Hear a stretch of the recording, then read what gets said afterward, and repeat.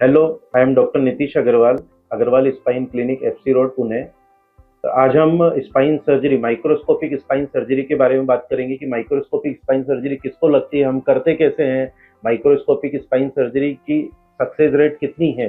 तो microscopic spine surgery generally sciatica या disc prolapse, जो मनके में डिस्क प्रोलेप्स होता है, कमर में जो डिस्क प्रोलेप्स होता है, वैसे केसेस में हम सर्जरी करते हैं। तो डिस्क प्रोलेप्स क्या है? अगर हमारे कमर के मनके में कहीं पर गादी सरक गई या डिस्क बाहर आ गई और वो नर्व को अगर दबा रही है, तो हमारे पैरों में दुखना वगैरह आता है और पैरों में झंझनाहट आती है, कमर में दुखना आता है, उसको हम सियाटिका बोलते हैं।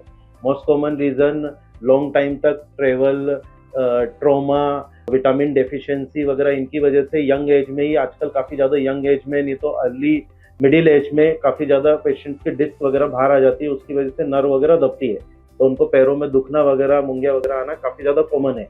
इसके डायग्नोसिस के लिए हम एक्सरे करते हैं।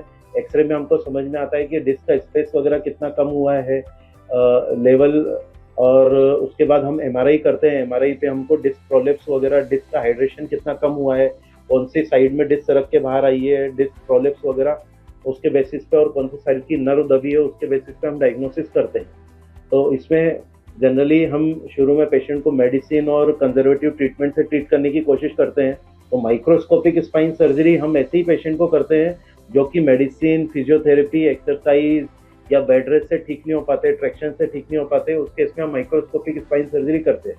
तो माइक्रोस्कोपिक स्पाइन सर्जरी में हम जनरली माइक्रोस्कोप का यूज़ करते हैं। माइक्रोस्कोपिक स्पाइन सर्जरी में जनरली हम 1 इंच का इंसिजन लेते हैं।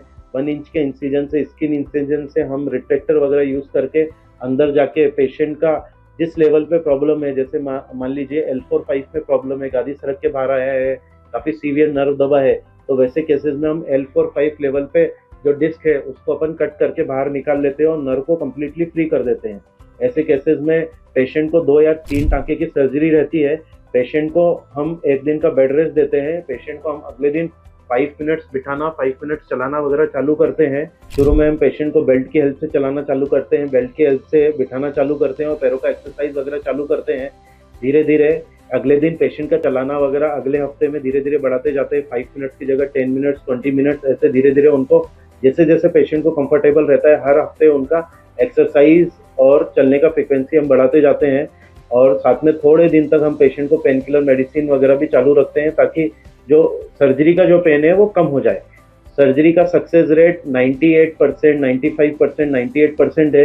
अभी तक हमने जितने भी पेशेंट का सर्जरी किया है, काफ़ी सारे पेशेंट एकदम ठीक है, पेन फ्री है और चल रहे हैं अच्छे से।